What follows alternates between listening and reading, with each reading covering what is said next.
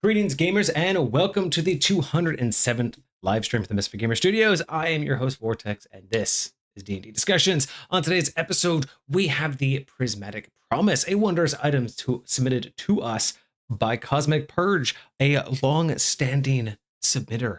All I know is that this is a ring based off of Stardew Valley, I believe Cosmic said.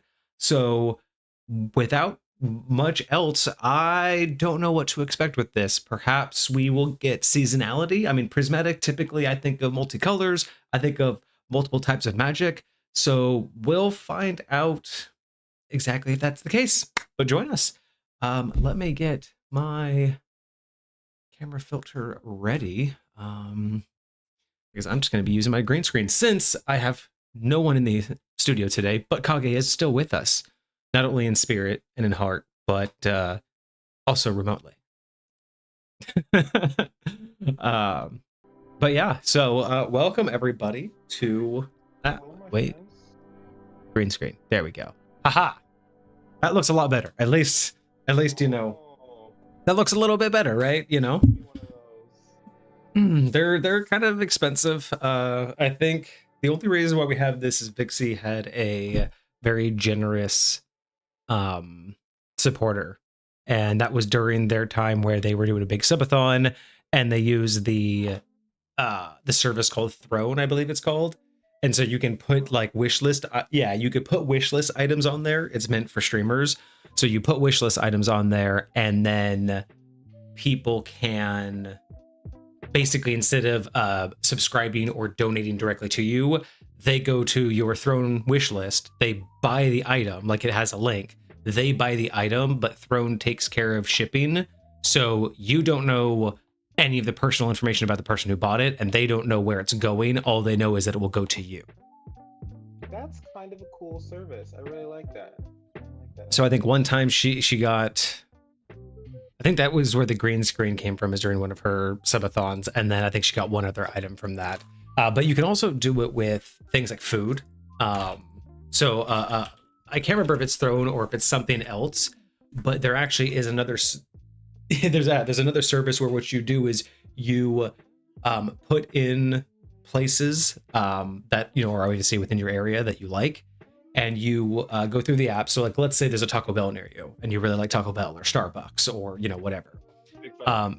You would go onto the app, say, hey, I really like Starbucks and I really like their white chocolate mocha.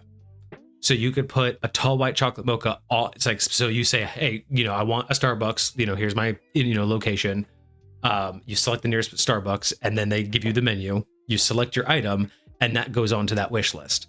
So at any point during your stream, somebody can go on, order you a coffee, and it'll be delivered to you all on their dime. So people have so people will do this. I think the best one that I would think of and the best terms to use it in is if you're going to do like a 24-hour stream, like a really, really long, a dedicated stream. I think that would be the great time to do it, because then you could have people, you could like literally just not have to leave to go cook or anything. People would just send you food and stuff. But it's all specific things that, like if you have a specific sandwich order, you could go, you can go to like a Subway, put in a very specific sandwich order. And so it's just a one-click purchase. They just say, hey, I'm going to order them a sandwich. Bam. And then you get sandwich on the way. I don't know if I told you this yet, but I don't go to Subway very often anymore. But there's only one thing that I get there, and it's something that's not even on the menu anymore, and so I have to like personally build it myself. But now they're getting rid of the only thing there that I used to create it, which is their flatbread. They're getting rid of their flatbread and replacing it with just the wraps. So now there's like basically no reason for me to go to Subway ever again. It's kind of sad. I mean, not that Subway was that great in the first place, but still. Interesting. Give me 1 second. I have to check something. I have to check.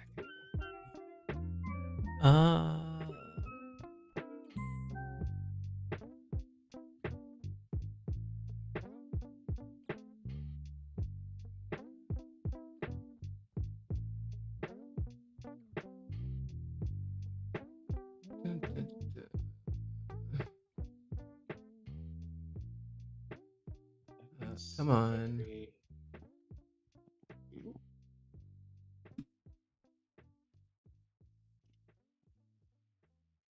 It's very different having both my screens while we stream. It's been a while since I've done a remote. It's kind of nice. Right. Oh no. I'm in the wrong spot. Hold on. Right here. Sorry. One moment. We will be back momentarily.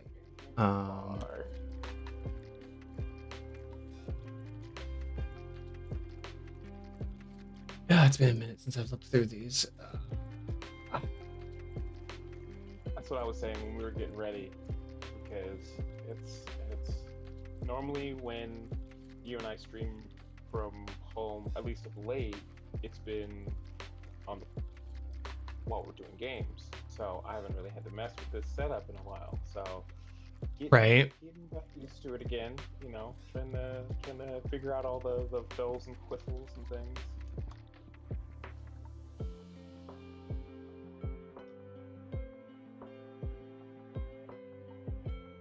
There we go. I think it would fall under yep, okay. Cart. I am going to so you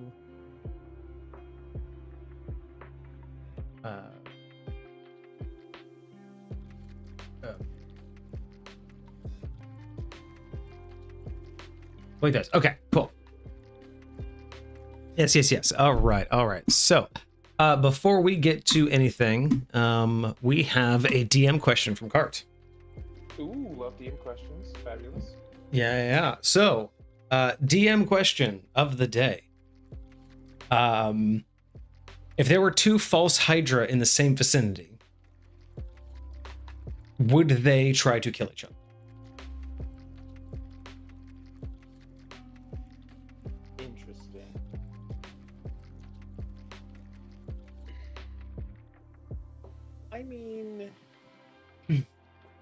I mean, extenuating circumstances aside, I do not think so. While they are solitary, the mere fact that two of them would be nearby could be the result for mating purposes. So you could say that there is a potential positive to that. However, if it is by any other means than what you would consider natural, there is most likely going to be either a vie of dominance or, depending on your particular lore, they could pack together. Because that would be an anomaly. For two to be in the same area at the same time could result in an anomaly, because that is not normal for them to do so. So either you could say that it's kind of a flip of a coin, you know, unless it is for the lore purposes of that's how they mate and they end up having to, you know, be in the same location. It would just be more of a flip of a coin of, does your lore support them being territorial, or does it support them being in such a unique situation? Would they capitalize on it? Because it's not something their species would be used to experiencing. Because personally, I don't know the lore that much, since the False Hydra isn't actual D&D lore. I can't. Different versions of the False Hydra, or different like mythos. Well, stuff like that. it's an online creation. It's kind of like think of it as the D&D version of Slenderman. Oh. It's 100% a creation of an online forum. Somebody once upon a time posted the idea of it, and then it just ran away, and kind of like Slenderman, more and more people added lore to it over time. So I think that comes down to that coin flip of, what do you interpret the lore to be? Kind of like a Tarrasque, right? There's only ever supposed to be one. And then in the sense of the False Hydra, I believe originally it was intended to be the same thing. It was intended to be this is going to be a plus. This is going to be like only one of these exists at a time. So the concept of them being in the same plane and together, either that indicates that there isn't just one and it's very rare occurrence, and this is how they mate. Because I could see the idea of, again, I don't know what the lore is. I don't know what the accepted canon is. But the way that I interpret it, at least, is if you assume that these things aren't like a Tarrasque where they're in only one location, but let's say like any creature, they migrate, they move, or they are looking for a place to be. If that is the case, and there isn't just one of them, you could say that on the rare happening of them crossing paths, they mate, lay an egg, and continue going. Meaning that while the originals may be on the other side of the continent, 100 years from now, a new false hydra appears at that intersection that those two. So imagine your lore could be there's only ever 13 of these, or like, you know what I mean? Like, you know, there's only ever 13 or so many active, and they're always just like do like certain roaming. And every once in a while when they cross, they'll mate, lay an egg, and leave. And then 100 years later, another one's born. And that just so happens to coincide with maybe the life cycle of the others. So, you know what I mean? Like, you could go so far as to consider that. But aside from if you want lore of mating purposes, outside of that, if these things are considered super rare and they are intended to be there's only one, the mere fact that there's two there does mean that you have a 50-50 chance. Because like dragons, right? You have a 50-50 chance of them being instinctual. You know, if you think of a false hydra as more of a creature, a beast, something that's mindless and just acts on instinct, then they'll probably fight, right? There's no reason for them to band up. There's no intelligence there. But if you think of them more like a sophisticated dragon, like a crystal dragon versus, you know, chromatic dragon, you might assume that they would group up because it's the most advantageous, because this is such a rare opportunity. See, the other thing I'm thinking of is thinking about how they hunt. Like, how realistically suited are they to hunt one another, right? If the majority of Right. the way they hunt is through these psychological manipulations and luring people to different places and things, like, are they really going to be able to effectively do that against one of their own? Well, and that's where I think of it's like, imagine two of them happened on the same cave that they were going to do that exact thing, right? They both said, hey, that's the cave I want to do my thing in. And then they both butt heads and go, hey, I'm already here. This is my cave. I do this thing. Do they say, hey, let's group up and we both lure more? Or is it a, no, I want this cave, I'm going to kick you out? Because like you said, they usually want to like nestle and draw people in. So imagine that. One just found a cave, it's just getting settled, and another one comes along and says, hey, I want this cave. What do they do at that point? Again, and we're gonna say I think there's a viable solution. If you want mating to be involved, that's always going to be a viable option. But putting that aside, do they duke it out for the cave to be the one that draws in adventurers, or do they decide, hey, let's partner up? Because I feel like those are the only real two options. So I was just working on, because I have one of my players who is chosen to be the playable race of an ooze, basically.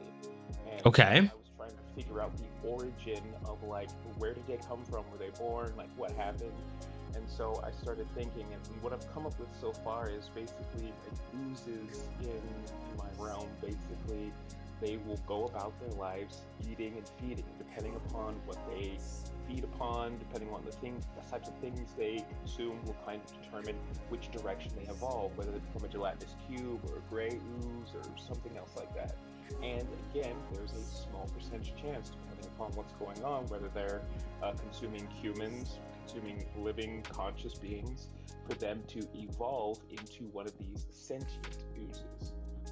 But the way they reproduce is really asexual. They just eat enough, and it's kind of like if you've ever watched the movie Tremors. They just eat enough until they divide, right? And then they divide into a bunch of smaller oozes, and those oozes go out and they do the same thing. They feed, they evolve into other different types of oozes, and then they can go and continue to eat and reproduce that way. They don't really need each other for that. So I was even thinking, because I think, like, aren't they these weird potatoey blobs when the false hydras first created? Like, imagine they were to, like, they both find each other. Imagine they like merged into one bigger false hydra, you know, when they come together. They're conscious. I mean, for the most part, they're not like sentient creatures. They don't really have like a will. They're more like the what are those underwater fish that like lure you in with the pretty light and everything?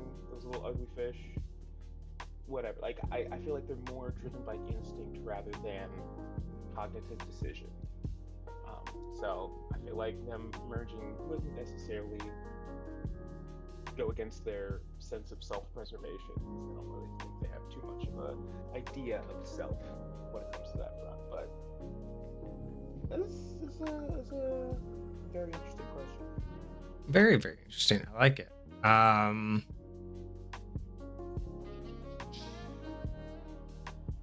need to figure out what's going on with chat. What is...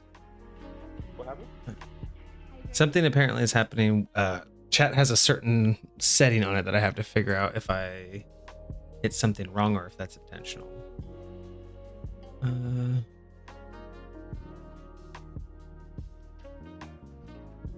Verified chat. Oh, hang on a second. Okay.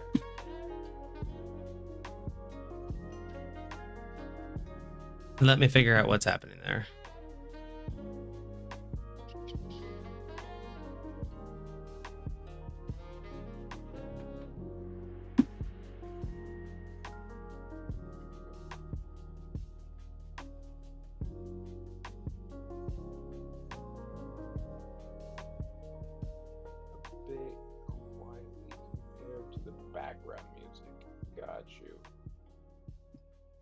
Okay, let me... That I should be able to change pretty easily.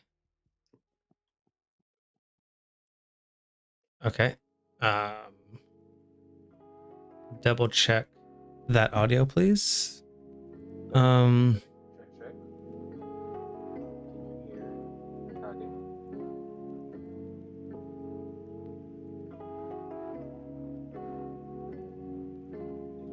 I did.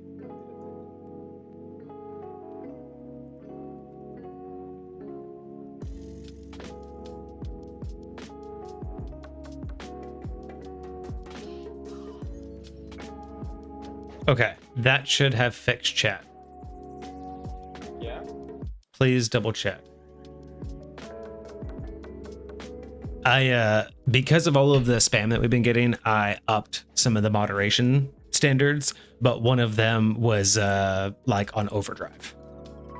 Got you. One of them was basically like, you know, show me your papers level of I'm not going to let you chat here. But so the thing is like I was able to set certain options for first time chatters. So first time chatters have to have a certain level of verification, which is what the intent was. But it went in overdrive and said, okay, everybody has to have max level verification, and that wasn't the intent. Got it. So as long as people have been around, have been following, you know, and doing stuff, it shouldn't bother us. But that should prevent bots now. We should get, and I want everybody to let me know if we notice this over the next couple of streams. Let me know if you see an actual change in those, you know, best views here chats, which is over here now. I had to flip my camera because you're not over here anymore. You're over there. But yeah, I think we should see a drastic change in the spam bots because of those moderation settings. So. Awesome.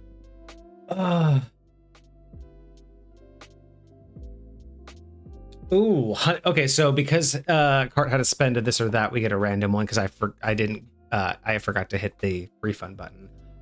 Who would win, 2 honey badgers or an owl bear?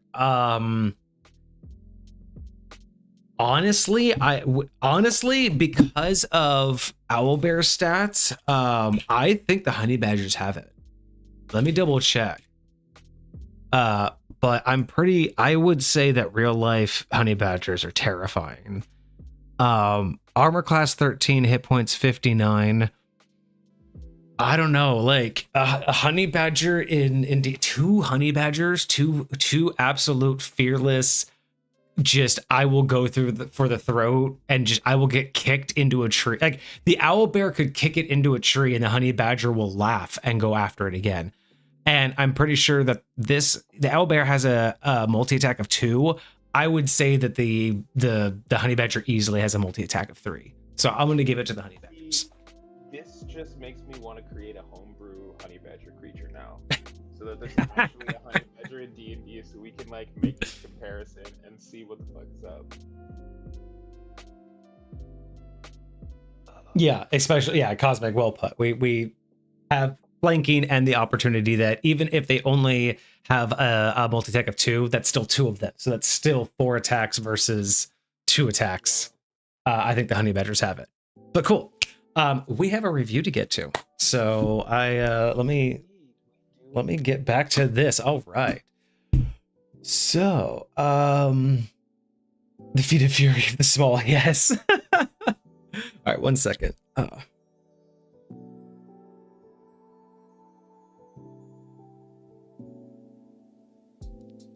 Oh, that is so weird. I have gotten so used to wearing my bone conductive headphones that wearing an earpiece just feels very strange. Yep. Oh wait, what happened there? Oh, hold on. Doing the in-ear ones, so now the over-the-head ones are the only ones for me. Although I really kind of want to try those bone conducting ones you were talking about, because when I was listening to those last time I was over, that was kind of clean. I'm just curious how comfortable it'll be long term, but oh man, that one's already going out. That's crazy. My right one's already going out. Disrespectful. It's fine. It's fine. Okay.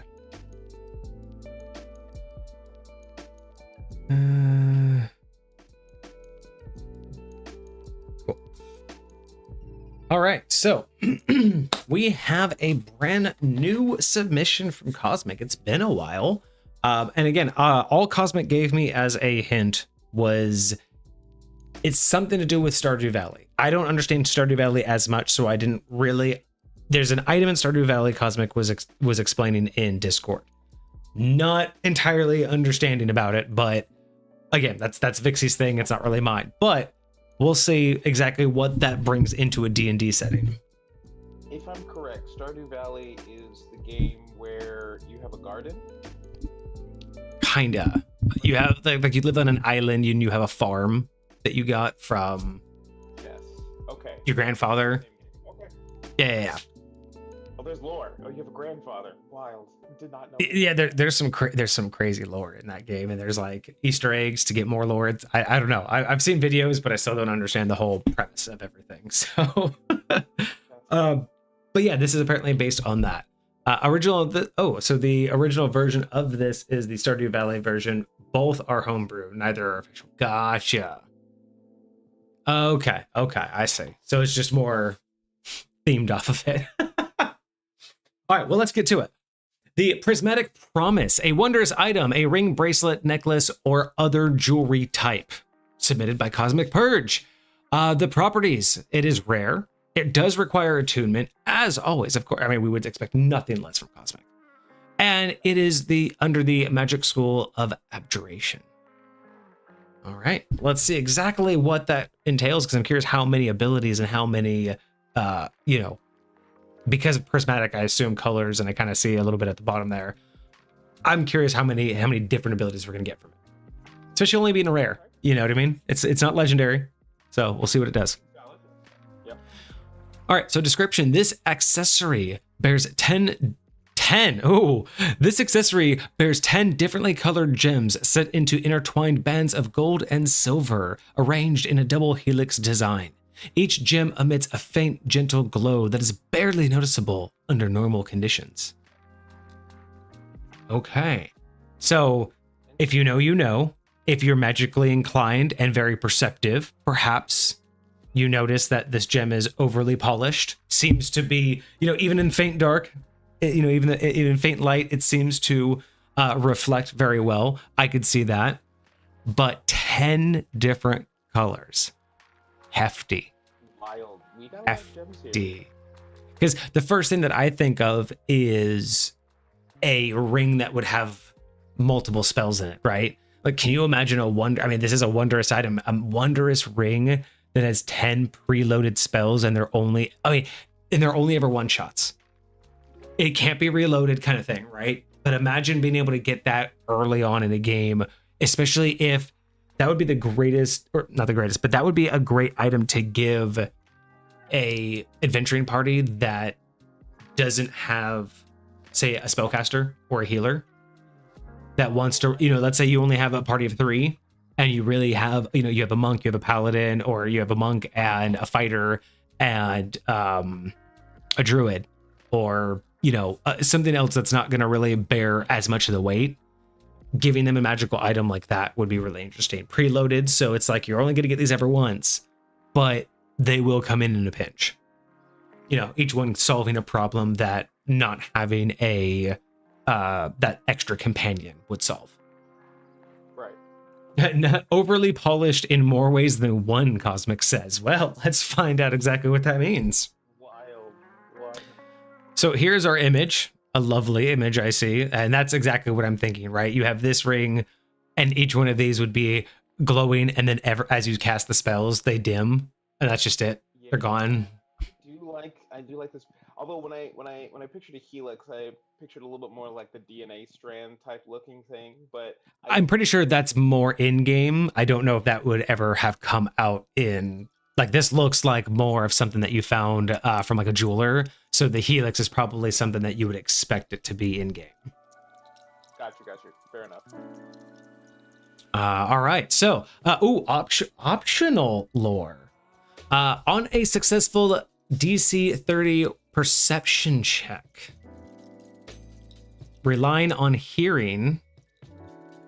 So on a successful DC 30 perception check relying on hearing, a creature can faintly discern the gems singing together like a tiny choir. Oh, okay. So this is kind of like I was saying, anybody who's magically inclined or has a higher perception. So this is what I was just mentioning, is it's actually built in.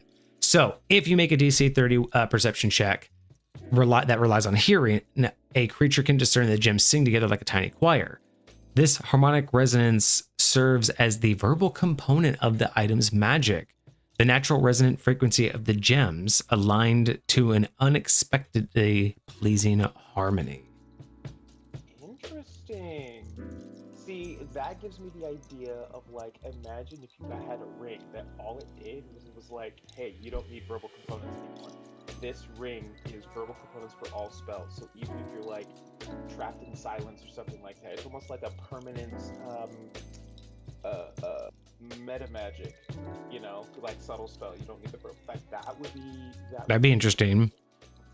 This definitely gets kudos right here. I love this optional lore because this is something that would go great in High Point, because this is the way that I think of how things need to be put together and developed. And the idea that using that resonant frequency creates a harmony that also creates the verbal components. That's exactly how High Point treats magic, as this thing that you can layer until it actually works. They say that you are still low, so I'm going to turn you up. All right, talk again. Let's see what chat says. Check. Testing. Can you hear me now? What do you think about that, chat? Is it coming through? Compared to music and compared to me. Oh, you are? Yeah, no, you are kind of low on this. Let me see what's going on here. Is there anything I can do in Discord maybe to... I don't think it's you. Let me double check and see what I can do. I think it's me.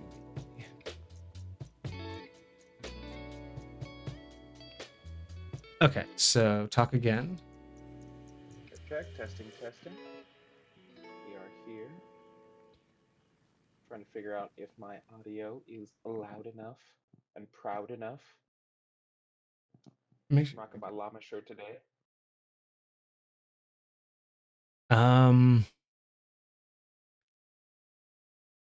What's hilarious is on my end, Like, talk again? Check. Testing. Testing. Yeah, see, you're so loud you can peek onto mine. I don't know why desktop audio doesn't seem to be picking you up as much. That is interesting. Because I don't have any filters on this one.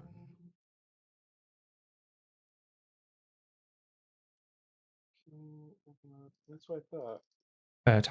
Keep talking. Check. Testing.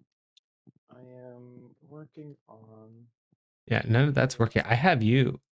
all the chat. Oh, wait, no, I know what's going on here. Hold up. I know what's happening. I'm turning up the wrong volume. It's my fault, chat. Wait a minute. It's my fault, chat. Hang on. Where are you talking through again? What am I talking through? Yeah, there. You're talking through this one. That's why. Got you. Yep. Oh, that's what I needed. This guy right here. Boom. All right, chat. How's that? Are we better? Are we back in action? Oh, shit. I We're think you top might be tier, way top too notch? loud now. Hold up. I think you might be way loud. Hold up. Lepus is better. Is that just better, everybody? Are you guys good with that? Not too loud? I think they just got an ad break, so they might not be able to tell you. All right. Well, Hoylipus says better, which is good.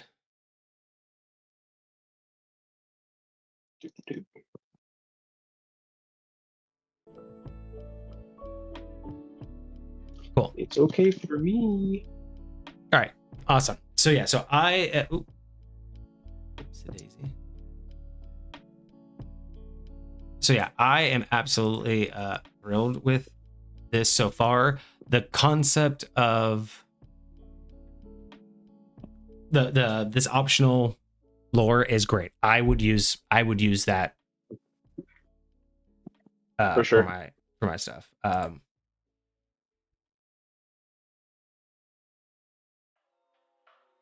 Is ChillHop playing right now? I don't think it is.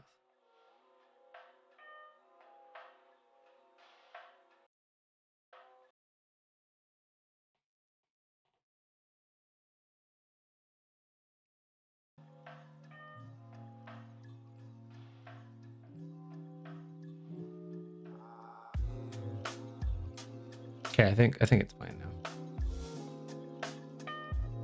Oh yeah, VIP. Yeah, I can't control what VIP has. All right, so lore, I'm down for. I really like how that works. So moving on with effects. Now, while attuned, oh, you know what's one thing I noticed though, just now? It's the first time that we've gotten in, or not, I wouldn't say the first time, but it's one of the rare times that we've gotten an attunement requirement without attunement specifics from Cosmic. Oh, without corrects, yes, without specific classes or whatever. Yeah. So anybody can attune to this. It does require attunement, but it's interesting. It doesn't have any prerequisite to that attunement. I like it. Yeah, like you said in the past, I feel like when you do have those restrictions, I feel like it's invaluable for them to have reason and purpose. But if they don't, then why not let everybody mess with it? Right, I'm down for it. All right, so while attuned and wearing the Prismatic Promise, the wearer gains a one-time resistance to each of the following damage types, each provided by a specific gem. When a gem's resistance is expended, it loses its gentle glow. All gems regain their magic at dawn. Okay, so this is kind of what I was saying before. Remember about like the one-time use kind of thing. This is very similar to it. Not necessarily true anymore. The Twitch had a bod purge after the value did go down. Interesting. I didn't know. I don't keep up with what Twitch does. Okay, so this is interesting. So having this item is going to give you a once per day resistance to the following. Once per day, per dawn, because it resets at dawn. So every day you will have a one-time full resistance, or one-time resistance. So that will be half damage, not immunity. So once per day, you will be able to resist acid, cold, fire, force, thunder, lightning, radiant, necrotic, poison, and psychic damage. Each of those, you will be able to take half damage one time, once per day. So the way you read this is one instance of that type of damage. So the first instance of the day. It says that you can. Gotcha. So yes, you choose that while attuned and wearing, you gain a one-time resistance. So I look at that as yes.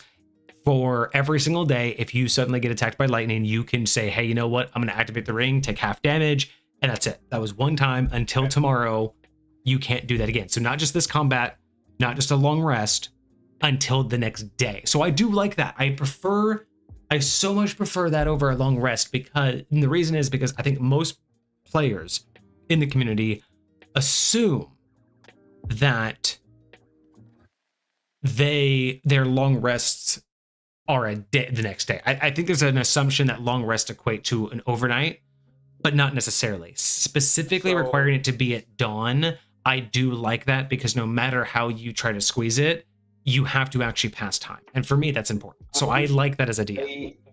I have an interesting perspective on that. I think that specifically when it comes to magic items and ones that are attuned to you, I like the idea that the ones that are attuned to you are linked to a long rest, because they're attuned to you, it has a lot to do with you and your status.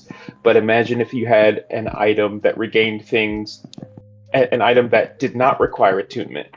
That item would reset separately from whatever condition you're in. I totally get that. Actually, regain at dawn. You know what I mean? As an individual DM rule, I really like that. I think a lot of DMs could benefit from a rule just like that. That sounds great, to be able to have those separate. I think that's a good rule of thumb. The good rule of thumb is having attunement be tied to you and non-attuned items be tied to some external force. That's fantastic. I like that. So what do you think about this? What do you think about an item that can give you all of this? Acid, cold, fire, force, thunder, lightning, radiant, necrotic, poison, and psychic damage. We have more here down here. Each resistant, there we are. Each resistance applies only once per damage type. For multiple hit effects or spells such as Magic Missile or Eldritch Blast, only the first hit counts. So that's good. That's good. I know that you were kind of thinking about that. The resistance stacks with natural resistances, such as a red dragonborn resistance to fire, but not with other sources of resistance. So you can't stack this with another magical item, but if you were already resistant, this stacks. Now, do you interpret stacking resistance as in half then half? So if it's a D10, or if let's say it's a 12. Yeah, so because stacking resistance could be inferred as you're going to take 12. So the first resistance is 6, the second resistance is 3. Or do you count that as you go from resistant to immune? Because with advantage and things like that, like once they stack, it becomes almost like, well, what are you talking about here? I will say specifically with the way that this one is worded, when they say it stacks with natural resistances and not with magical ones, I think the former is more appropriate. It halves the half. It halves the half, correct. I think that there's a path to stacking the resistances, but I think that in order to do something like that, I feel like it would be something that would work with magical sources of resistance, right? Like, and we got the author approving your assessment as well. So Cosmic says you are correct that it is the basically taking quarter damage. And I think that's the right call. I honestly think that's the right call as well. Agreed. So I'm curious, Cosmic. There's a lot of, I think there's debate that could be had regarding what people classify items as, right? This is a wondrous item. Mm-hmm. But I think that just because something is a certain type, therefore of a certain power level or of a certain rarity, like, there's reasons why you have these categories, right? Whether it's to denote rarity or to denote ability and power. But that doesn't necessarily always correlate with when you can give this out. What level is it intended for? Right. Because there's some wondrous items. You have frozen, I believe. Oh, have I? Oh, that is weird. There we go. So, in one respect, I'm thinking there are some wondrous items you can give up to, as early as level 5 or even potentially earlier, because they are so either chaotic, like the what is it, the staff of wonders or whatever, or the rod of the rod of wonders. Yeah. Like that's something that you can give and almost any level, and I don't think anybody would argue with that, right? Like it's so chaotic, it's not powerful enough to basically let them take it easy with that. But thank you so much, we appreciate you. You know what I mean? Like it's not something that I would expect you to be concerned about too early. But there are other weapons that, while they would be valuable, they would be too valuable below a certain point. Have a great holiday, Hoilepa. I hope you have a good time and a wonderful, fantastic holiday with friends and family. We'll see you hopefully in the new year if we don't see you before then. But you know what I mean? Like I'm curious. So I guess I'm asking Cosmic is, as the author, what was your intended level to give this out as? Because again, just it doesn't necessarily tell me, being a wondrous item, that this has to be after level 10. This could be as early as level 6, right? Just because of it being in 5th edition, the categorization of wondrous item is akin to the categorization of simple weapon. It is describing the style of item, not the power level. The rarity is supposed to be the element that indicates its power level, so to speak. Wondrous item is supposed to mean, like, theoretically, the Cloak of Billowing is a wondrous item, and literally the only thing it does is just billow. And Cosmic even said that items typically are anything that are not classed as weapons, armor, staves, focus items. So usually things like jewelry are auto classed as wondrous. So, and that's where that's a great point. So thank you, Cosmic, for confirming what Kage was saying, and also leading into my question, right? What level was this meant for? Because as of right now, if this was meant for early, I would start to think it's overpowered. But if it's truly meant for something, I mean, right now, so far, just with this, just simply with the resistance, I would say I would be more comfortable post 8, but understandable depending upon the campaign, understandable as early as 6. I would not give this out pre 6. I do have one question. 4 to 10, Cosmic says. Interesting. Now, my question is there action economy tied to activating this ability? As of right now, it just says the wearer gains 1-time resistance. Now, number one, if there's no action economy, does that mean it happens automatically outside of the choice of the caster? If that's the case, that completely changes my perspective on this. Right? It sounds like it's the choice of the player. But okay, so yeah, Cosmic, is this a choice, or is it going to automatically save you regardless? Is it just lightning bolt's coming at me, it's the first time of the day, and it's automatically going to resist? Or do I have to, as the player, say I want it to resist? That's question 1. Question 2 is then, does that choice require the character to spend action economy, right? Sure. Because that is interesting. If it isn't the choice of the player, if it's an automatic activation, I'm totally cool with somebody getting this at level 3.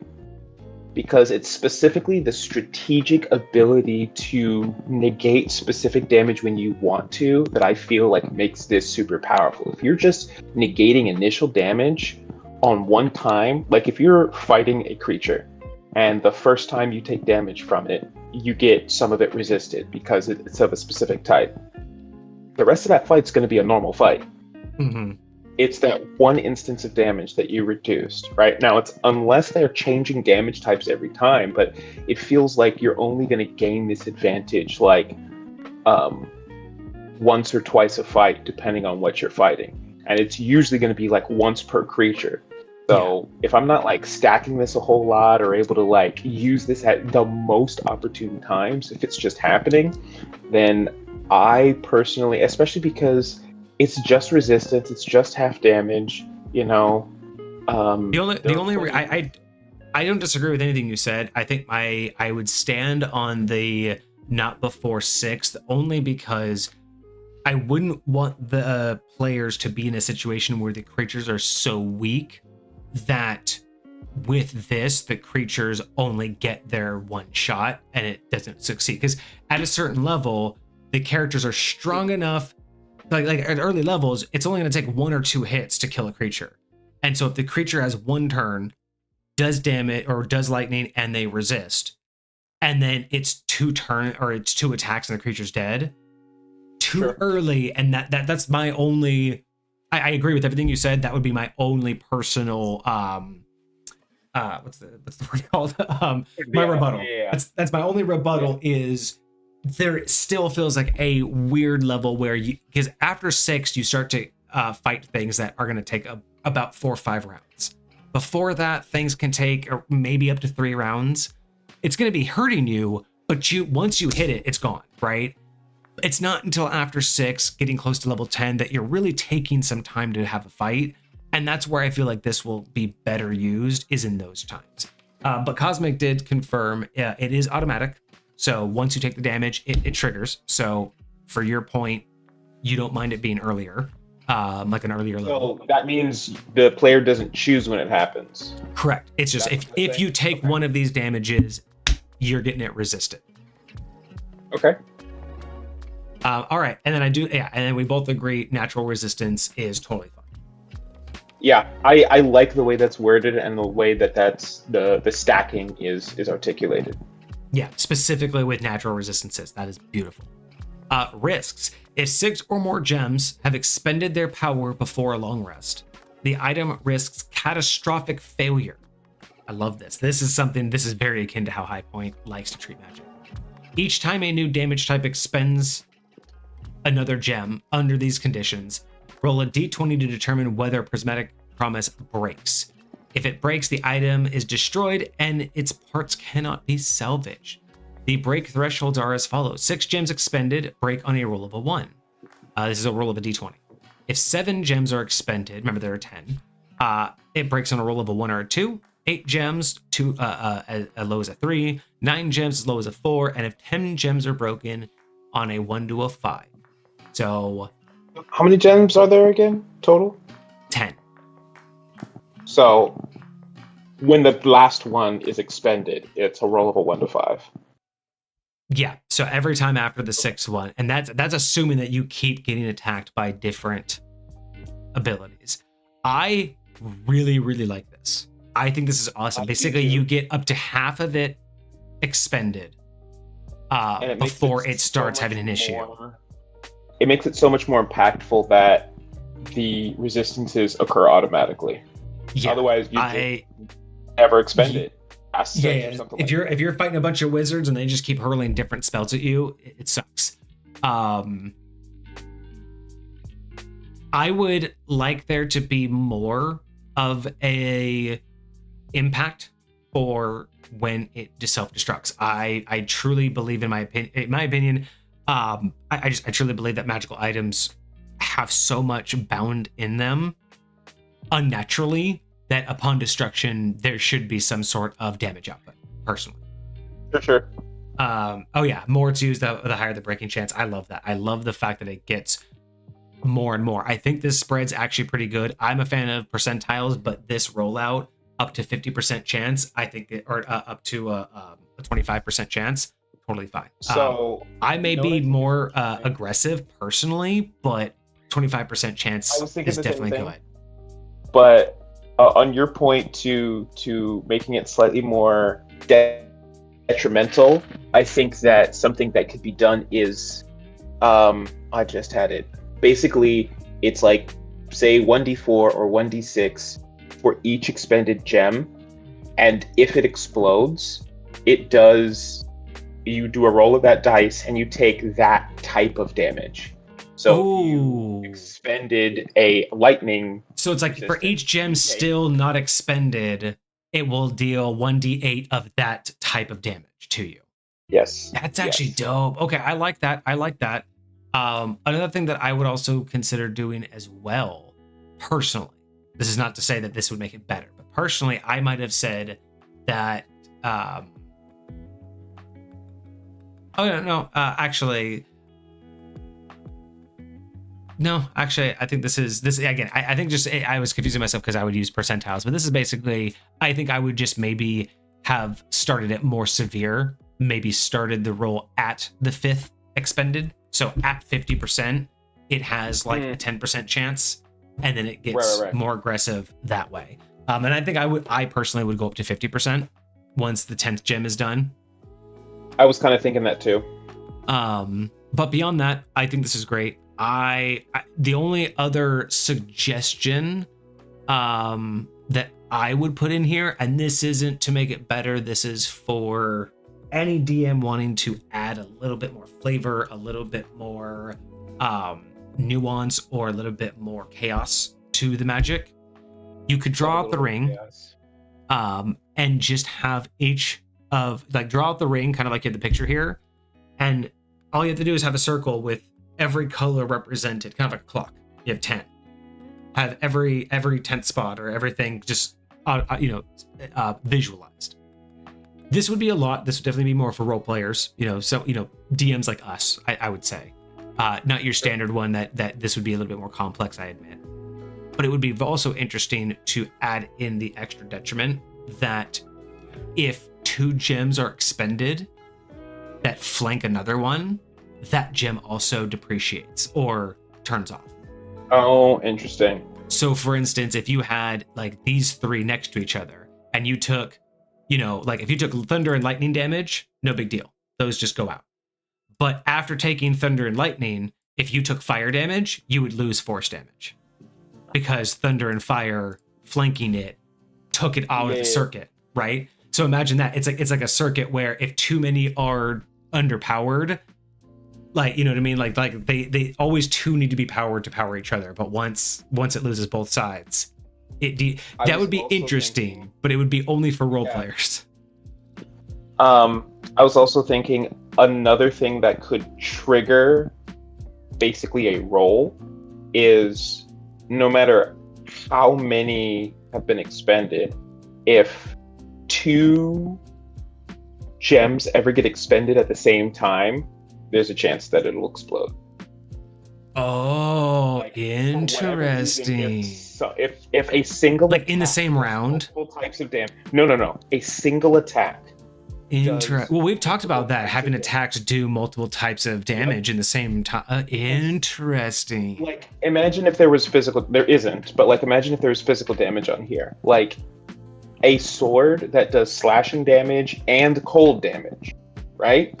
It does both of those types of damage with a single attack. It's not 2 different instances. It's the one sword doing both of those types of damage. That's what I'm like. If you had psychic and lightning at the same time, or radiant and like the last review that we did, we were talking about it potentially doing radiant and necrotic at the exact same time in the exact same attack. Like something like that could.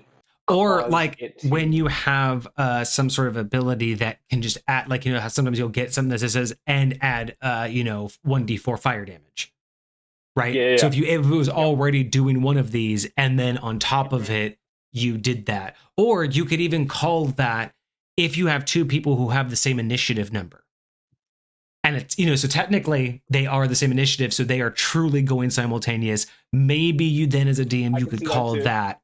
And then have it to that would be because it's very rare, but why not celebrate the rarity by having something massive that could happen? I need to step away real quick, so but yeah, I so far I really like this. I think this is fantastic. I'm a fan. This is very coolly put together. I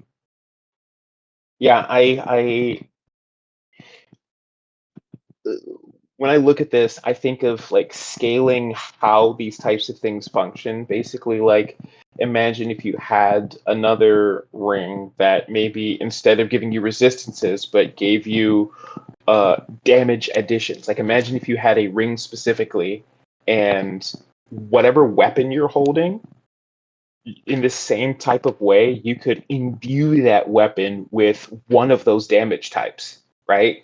And so, like on one of your attacks, it's doing fire damage, and your next attack is doing cold damage, and your next attack is doing lightning damage. And so you can just constantly like change up and mix up different damage types, but you can only do one per long rest or something like I really like this idea, but also including these little downsides because so many items are just awesome and they don't really create a need for strategy to use them well, right? Did you say a need for strategy? Be careful of. What's that? Did you say a mead for strategy? Wild. Yes, a need for strategy. But I really appreciate the way that this like pulls in. Oh, I'm not just going to be the same old smack the same thing over and over again. And this is like, hey, yes, this is giving me resistances. Yes, this is helping me out, but I got to be creative.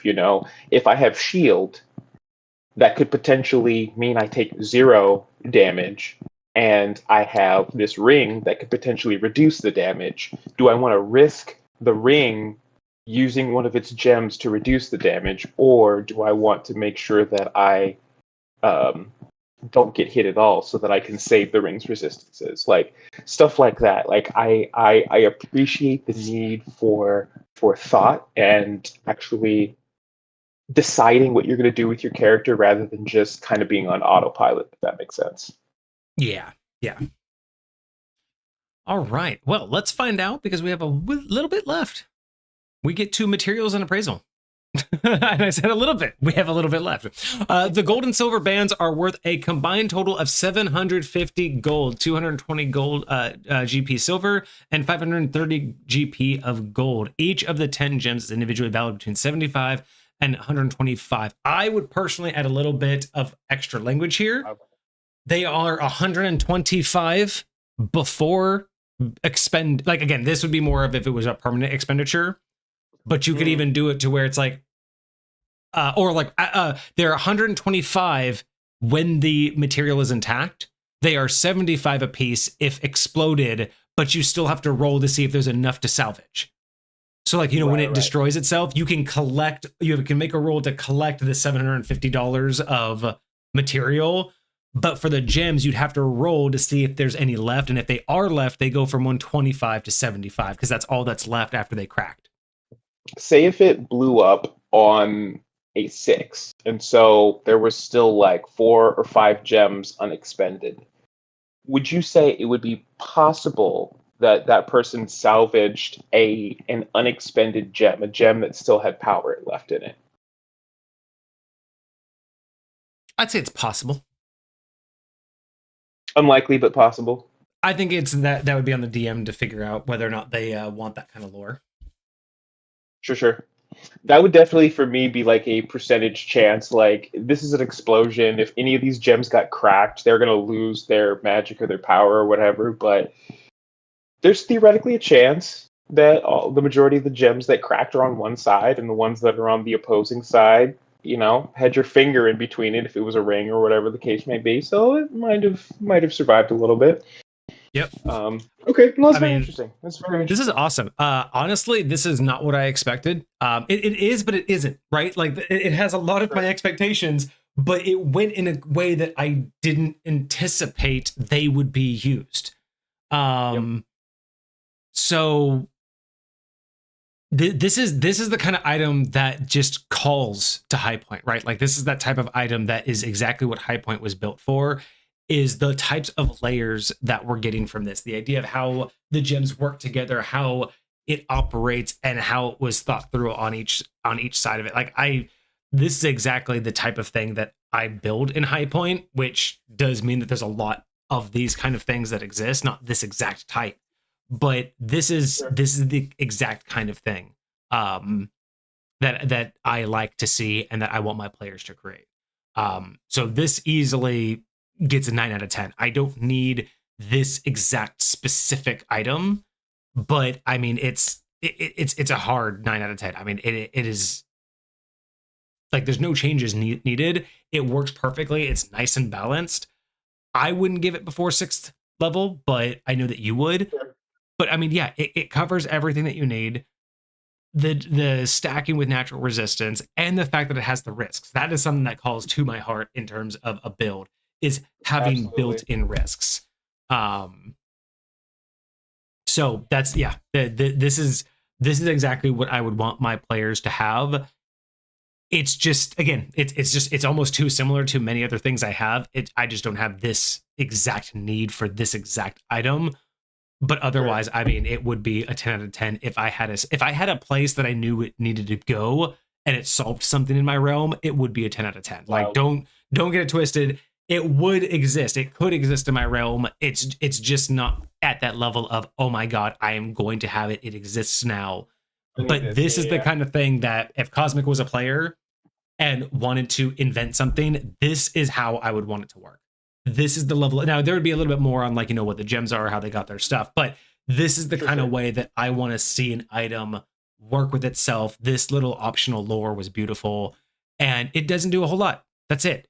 You know what I mean? Like this easily could have gone in a direction where it allows you to recoup a spell slot or cast a certain spell or increase the damage of a spell if you have this damage. Like, you know what I mean? Like, there's so many different things it could have done, and it just didn't. It just did what something like this should do, which is just a focused defense or a focused attack, right? So absolutely, I love its specificity is the wrong word, but it's focus on being one thing, and I think rare is a good rarity for something like this. So I feel like it flows. I feel like it goes well. Absolutely. Yeah. And the idea of you could play with this, you could decrease the amount of gens, increase the amount of gems, change up the types of spells that are in it. I think it's pretty awesome. I mean, it gives all. It also could give a different way if you like to play with magic. Like if you get a magical item and then you start to play around with it and say, hey, what else could things do? I look at something like this and I'm like, ooh, what would be really interesting is kind of almost a self-inflicted wild magic user. So you would have a ring like this where when you put it on and you cast magic through it, right? So you cast looks like a use it like as an arcane focus, yes. But its ability is that it will upcast the spell for you. But when you cast it, it cycles through the gems, and whichever one it lands on changes the spell to like that random element. But it will upcast it for you. So not this particular one, but you could say like you have a ring with 5 gems, and so you can use it as a spell focus, and it will upcast for you, but it will randomize what comes out, and maybe you can only use that once per certain amount of time. Wild. Okay, no, I like it. I was while you were out, I was talking about how I feel like this is really, really good inspiration for being able to create other items of its type and style. Especially like we were talking about with some risks that come with it, because I feel like there's too few items and things that you can get that like have risks to it. Yeah. So I don't know. I think that's very admirable to add to something like this. So, a question from Cosmic, because it can take the form of pretty much any jewelry. So, 2 questions. One, as a DM, how would you implant this into your setting? How would you introduce it? What jewelry would you make it? And then the question number 2 is, what if you were to just say it's a magical item, but you can choose a piece of jewelry, like you're setting up a player and say, hey, you found a box, there's a special item in it, but it's a select piece of jewelry. What piece would you like to have found? Right. So 2 questions. What would you instinctually give out as the jewelry. But if you were to give the option, what do you think your players would choose? I think that a ring or a bracelet would be my go-tos. And that's mainly situational, because if it's a regular wizard, I'd probably give them a ring. If it's one of my high point wizards, I'd probably give them the bracelet, because it's more in line with how Dresden works. True. And that just kind of makes more sense to me, because it's defensive. And bracelets tend to be more that way. However, if given the opportunity, I've had some pretty unique players. I would probably expect my players to do something that's like, they'll usually accept a magical ring, but if given the choice of, hey, you're going to be given a magical item, it's going to come in the form of jewelry, my players would probably go and choose something, probably not necklace, but I would expect earrings, tiara, like I would expect my players to go a little bit out and beyond the standard.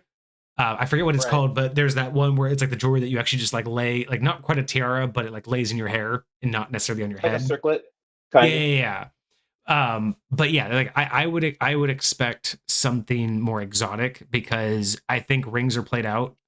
I think necklaces are not played out, but they I are don't used disagree. very well. I think necklaces are used where they need to be, but bracelets are underutilized. Tiaras, earrings, piercings. That would actually probably be one of my other expectations from one of my players, is probably more like piercings. I was going to say piercings, or, and this is just a personal favorite of mine, but and I know it's not exactly the same, but tattoos or implants, something to Yep. that effect. I can imagine, These, like, for the piercings, can you imagine because like what comment, like kind of like what Cosmic said, having like 5 piercings on each eyebrow, and each piercing's a different yep, gem. Like, that's the kind of stuff I would expect my players to try to come up with, because that's what I push for. That's the kind of, not like absolutely. what I demand. It's just, that's the kind of creativity that I try to inspire with my players, is what is going to make it feel different and unique to you. Yeah. That's really going to sell what you think your character would have done with it. So yeah, That awesome. uniqueness, Thank you that for that personal submission. touch. That's phenomenal. That was a great item. Absolutely. I'm a huge Short, fan. sweet, to the point. I'm actually excited. I, I I can't wait to start playing with some of these, because I'm not gonna lie, some of these items that we've gotten so far, like, I kind of have plans to just steal them and put them in my game and just see what happens. Just lightweight play test them, and just see what we end up with. Because I feel like that would be phenomenally interesting. I can't really say Cosmic which I like best. I mean, honestly, I like that what you covered. You know what I mean? Like, in the fact that you chose 10, I know it basically covers everything, but I like that it does that. I there's not really a, like, if you're just talking about matching them up, I mean, they all pretty much, uh I don't know, maybe the Onyx one would be something that I know why you chose it, but maybe I would do something different for Poison. But otherwise, I mean, they're all pretty much, spot on. So I don't know if I could say that I have like a favorite Are you pairing, talking about because the jewels with the elements? yeah, it sounds like that's what the question was. Got you. But yeah, they all kind of feel. I mean, I guess maybe the only one I would probably change. I don't know what I would choose for Poison outside of Onyx, but I think maybe for Radiant, I would have just chosen Quartz. That would probably be my only difference. All the other ones I Oh, you think mean for are acid? pretty. What's that? Um. Uh.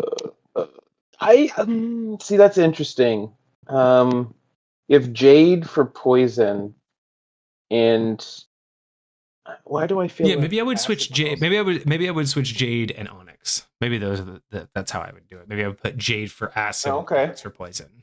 Actually, yeah, because I've seen some very black ichory poisons before, and I feel like most acids I've seen have been some sort of viscous greenish type Yeah. something. But yeah, but I mean, So, otherwise, I don't know. I mean, obviously, if I had to choose one, it'd probably be Amethyst. Obviously, favorite color, and it's one of my favorite damages. So for sure. I'll probably choose the Amethyst combo. But yeah, this is awesome. Accurate. I like it. I like it. I love that diamond is force. I think actually that's my second favorite, Yes. just because that's Yes. such a the visual is so perfect there that the fact that you didn't choose diamond for radiant and you chose it for force damage, just absolutely wonderful. Love that. Yeah. Although I do like thunder being yellow. Well, see, I kind of would have made radiant yellow, the tourmaline. I might have gone that route. Yeah. But Oh, and that's why I would have chosen regular quartz for radiant, because if you ever shine lights through regular quartz, it just has that nice like dissipated, or what's the word for like photography when you like spread light out, diffused. So if you ever like shine light through quartz, like true quartz, it's that diffused white. So it's just that like just that like that indescribable glow. It's white, but it's not like a hard white. It's just an eminence of light, and I feel like that's where I would have gone with that one. Cosmic, your new average is a 7. With that 9 out of 10, that puts your average at a 7. Posted that in Discord too, if you want to check it out in community chat. Yeah, I mean, honestly, you know, you couldn't have gone wrong starting with the dragons. Like, you can't go wrong with that. Wasn't it 7 last time? I do not know. Probably. But with the way that averages go, depending on how many you've had reviewed, and you've had a lot, one number is not likely to change you an entire digit. That could have been a 7.2 to a 7.6. Exactly. Like, we don't know how much of a 7 that was. But it was good. It's top tier. All right, let me. I'm going to change real quick. We're going to lose Kage, not audio, but we are going to lose video real quick. That's all right. Y'all don't need to see me. Let me go ahead.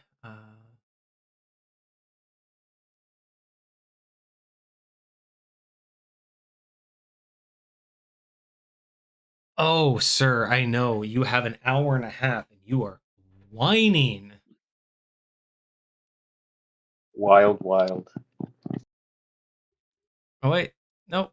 Hold on. Hold up. Wait a minute. I think.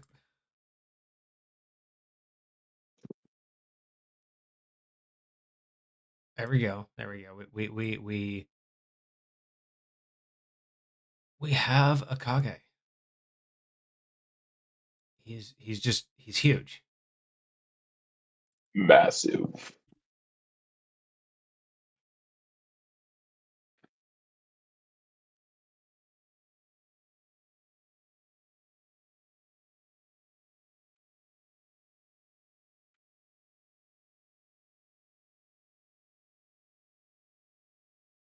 Oh my gosh. So because when I was house sitting, I got to hang out with one of my players for a little bit, and we played a little bit of Baldur's Gate. And so because of that, I've been seeing a whole lot of Baldur's Gate stuff on like my YouTube and my feeds and stuff. And I saw this one build for an owl bear where they take this potion that makes them bigger, and then somebody casts enlarge on them, and it makes them even freaking bigger than that. And then they just jump down from out of the sky and land on whatever, and it's like a bomb going off. It is so this that right there is exactly why I miss. And of course, you know, flash the fucking future editors, flash the Why Vortex Loves Second Edition banner that we still don't have yet. But this is why I absolutely love Second Edition and miss not Spell Fail, System Shock. I miss System Shock because that exactly was what stopped you from being absurd about stacking those, because at the end of the day, having that ability was what made Magic feel impossibly powerful. It's what made magic feel amazing to actually use. But the risk was always there. And having something like System Shock where it's like, yes, you could hire 4 mages from the local college to come on your adventure. You can have your party's mage, cast catapult on your tiefling and have all of the 4 cast enlarge and have him come crashing down. But after the first one, you have an increasing chance of having a system shock where it's too much for your body to bear. And I miss that because it was a beautiful balance. It was never telling you, no, you can't. It was a no, you shouldn't. And I feel like that's what 5th edition kind of misses nowadays with its limitations, is it's no longer trying to limit us in the right ways. I felt this is why 2nd edition will always hold that special place for me, because being told I shouldn't always felt scarier than being told I can't. Yes. And it's so interesting. You and I have been talking a lot about HP and D&D and how it does not sit right with us. How it doesn't feel like it answers all the right questions. And I've been playing around with that mindset just a little bit, and I'm close to a brain baby idea that I want to see if I can't start gently playtesting of basically separating health into just like 2 bars. And it's one's going to be will and one's going to be like actual health. I don't know what I want to call it yet, but it's like, you have your body's physical ability to continue to function, and then you have your mind's will to continue to act and to do things. And, I definitely think when you get knocked down enough, and like the whole idea of like, all I need to do is just give you 1 hit point more. I just need to touch you 1 time real quick, and then boom, you're up, you're back in the fight, just as if you had all your hit points. Like, I don't like that feeling. Like, I want you to not want to be so low. I want you to find value in keeping yourself safe, Like, the martial characters that are meant to be up there, that are meant to be able to fight a lot better, not better, but like they're able to continue fighting even when they're low, that's fine. But if you're like a squishy wizard, if you're a rogue, if you're a sorcerer, I don't see you fighting just as well as you always did if you're at 2 HP. Or if you're at 2 will, right? If your mental status is like so low. So, I definitely think there's... Willpower is such a cool concept. I've played with it before. I think we've had that conversation. Yeah. But yeah, I think willpower is such a great concept, which is why I wanted to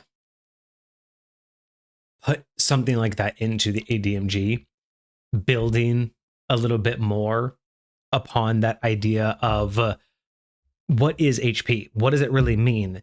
And yes, splitting it into 2 parts could be fine.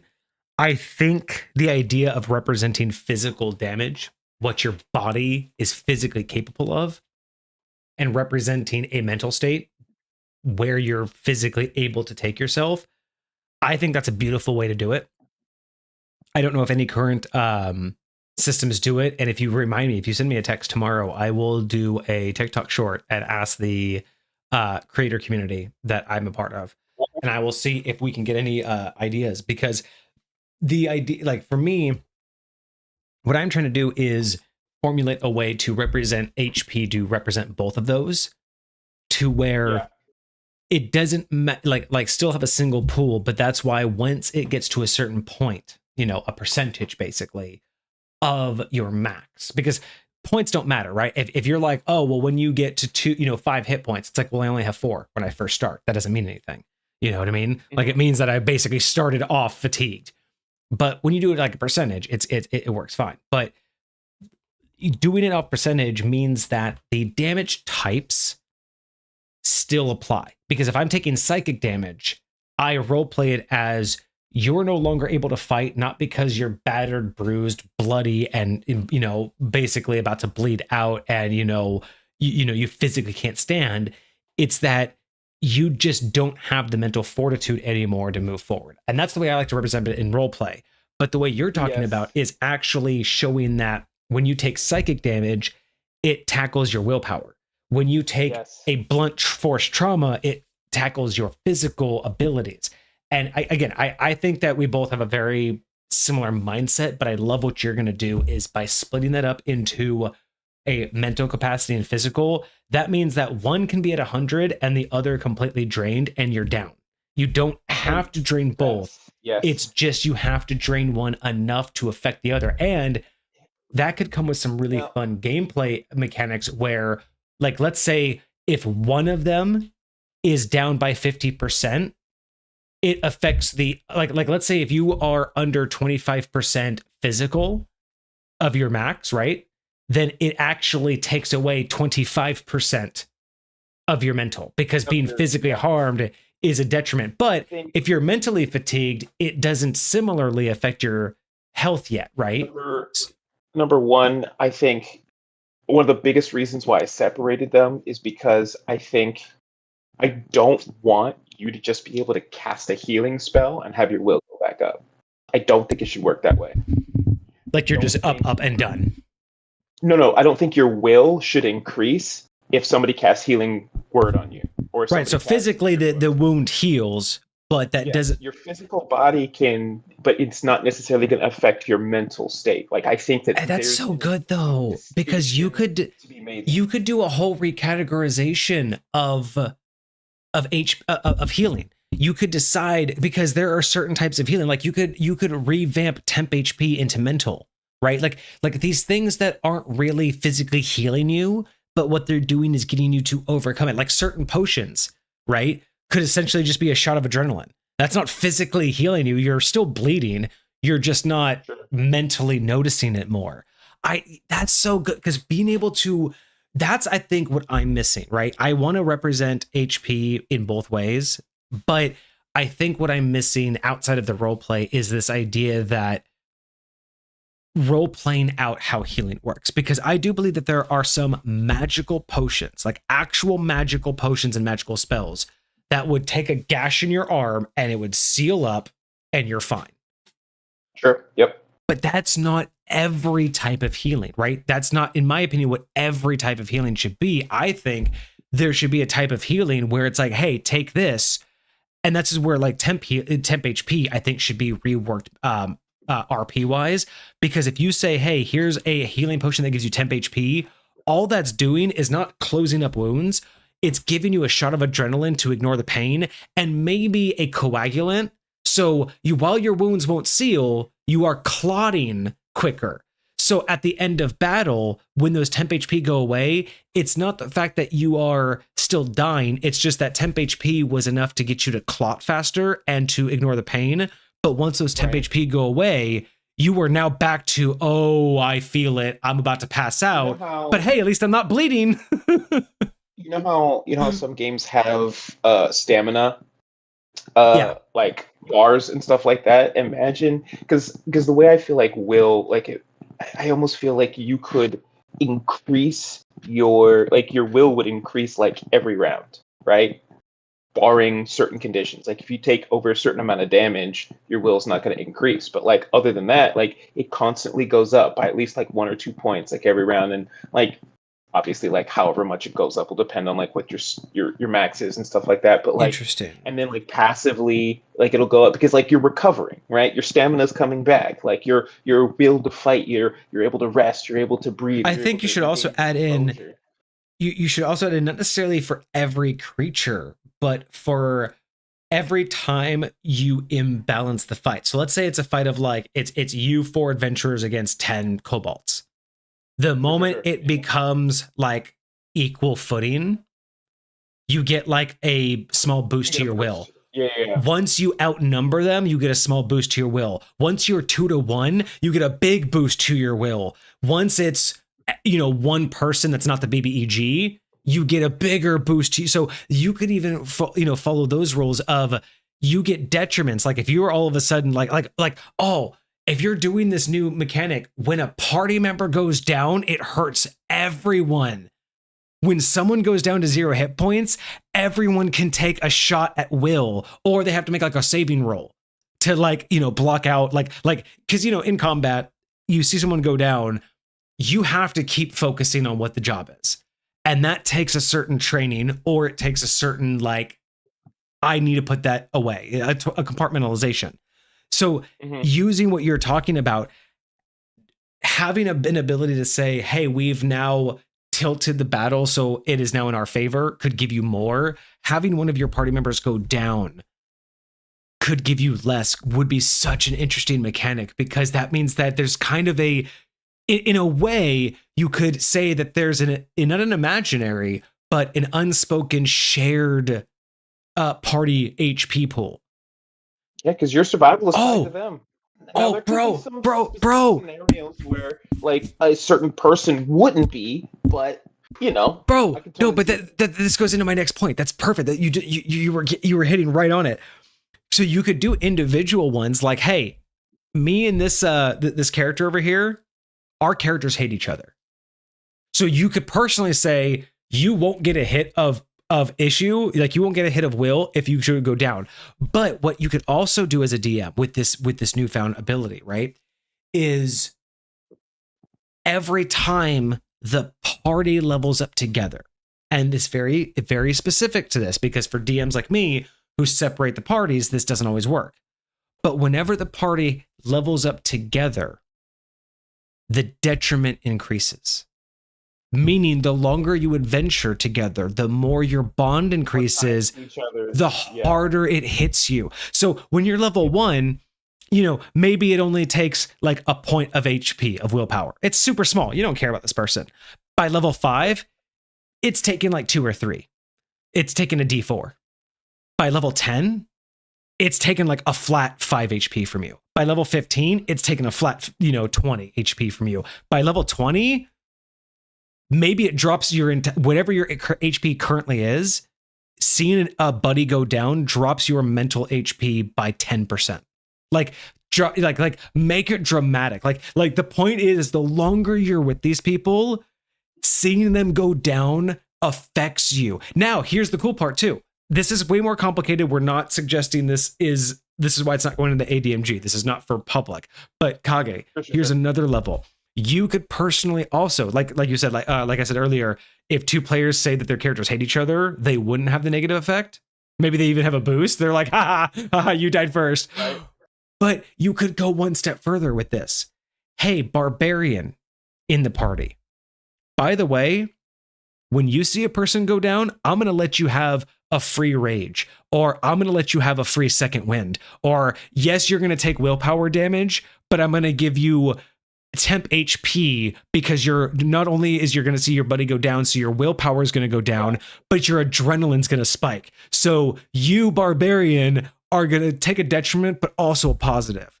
You know what I mean? Like it's one of those things where you could individualize into people's thing, where it's like, hey, wizard, you can cast a spell slightly fast. It's like there's ways that you could make it work that. I hate this person. Like I imagine like Lord of the Rings, where Legolas and Gimli were having that competition. Like imagine you had a boost to your will as long as you had a higher kill count than somebody else.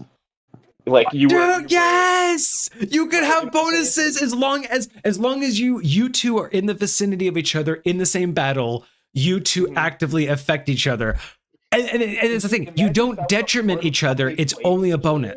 That's so good. That's the hard part. You played with each other. Like it was this friendly competition that always kept each other motivated. So you're always calling out how many kills you got to keep them motivated, to keep them out there, to keep them trying to bash. So it's a shared bonus. So the moment one of them gets a kill, they get a perk. And then once the other one matches it, they lose the perk. But then once somebody goes over, they get the perk. And then it's just, the perk is basically shared. They just keep switching it back and forth between whoever's higher. That's so cool. That is such an amazing idea. I love that. That is such an amazing, yes, do that. That is like I said, like this is not something that most DMs would do, but that sounds like such a fun mechanic to play with. Yeah. Is having this thing that actively affects you, because this is similar to how I run morale in High Point, right? Morale is actually a big deal. Sounds like the Kimberly Legolas thing, yeah. Exactly. And that's what I'm thinking, right? Is I think that is a fantastic idea. I think you should run with it. Splitting those two things, it's very similar to how I do morale. I take this very same things into account. You know, if I take into account like, because here's the fun thing about being a DM is I don't always like. Okay, brain. I have to pull my brain back a little bit. So one thing that I do as a DM, and I know this is kind of controversial, but I don't tell my players everything that I am doing in the background, right? There are some players, and this is why I think the player entitlement out of D&D comes, is players want to know how every little thing is going to affect every little thing. And I personally don't like that. Not because I don't want min-maxers, but because of this concept of your character wouldn't be able to have that processing power. You don't know all of the consequences of your actions. So I purposely hold back. And I don't hold back in the same, I won't lie, but I won't actively be saying, by the way, here's the things I'm keeping track of. It's just I am going to keep in mind what you're doing and what you've said and what other things are happening. And I'm going to have that be affected. So things like morality, or morale, not morality, morale. When those things are affected, yes, more often than not, you can directly see it in the NPCs that I play. You know, you take down the commander, suddenly the following troops are going to be a lot less organized. They're going to be a lot less courageous. I'm going to give them detriments. But the same thing with the players. When players have something like if I have a player who has, either very obviously made a strong relationship with another player or has very strongly made a relationship with an NPC, whether they know it or not, I will impose detriments if they see that NPC go down, because I will know that their morale is low. Mm-hmm. Now, granted, there are occasions where I will give them perks as well. Like if you are super close and it makes sense that you would like kind of go berserk mode, I'll give you some perks. But otherwise, if you just see someone in a distance go down, that will start to affect the way that what you are doing and how effective it is. Like your rolls will still matter, right? Sometimes I'll put negatives on your rolls. But other times, even a successful roll won't be as successful because I've taken into account the fact that your morale is a little bit low. And I know a lot of people don't like that, but for me, it's always there. It's like, if you ever say, well, why didn't that work the way I thought to? It's like, well, you just saw your buddy go down. You know what I mean? Like, you just saw that, you weren't thinking straight. Like, I will always be there to explain it, but I'm not going to say in that moment, by the way, here's exactly what's happening and here's what I'm taking into account. Sure. Cosmic wants to know what is the next item is on. Do you know what? Do you know what Cosmic's next item is? Cosmic's next item. And how many left they have? I'm not sure exactly how many they have left. Question. You know what? I think I only have one more for you. Cosmic, we need more. Get in there. Yeah. You don't want to lose. You don't want to lose your placement as the top submitter. I think Cosmic is still the top submitter, right? As far as the most submissions.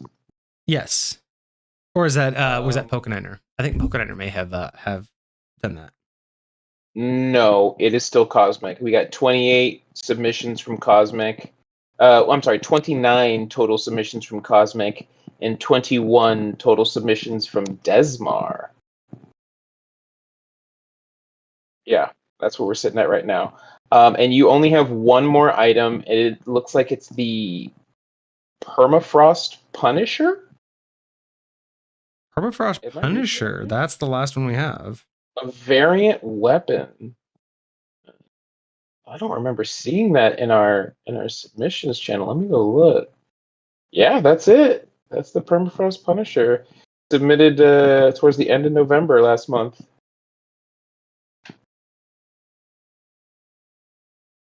But Alrighty. Well, there you go, Cosmic. There you go. Fling us some more if you want to see what we got. 2 feats. Ooh, we haven't had a feat. I don't know. Have we had a feat yet? Had a feat in a while. We've had, I think, 1. Hold on. Have we? Have we? Yeah, I see 1 in here. Hold on, let me look. Who was it? The Double or Nothing. The 10 out of 10 from Kosmic. Oh yeah. Cosmic. All right. So you're gonna have to give us another banger. Yeah, man. Better keep it up. Language barrier and false start. Ooh, interesting. I'm curious to see what those are about. Very interesting. All right. Well, that was all I had planned. We're coming up to the 2-hour mark. I don't know what else we would do today. I think that's pretty good, though. No, I think we did awesome. I'm happy with Cosmic did awesome. All right. Cosmic did fantastic.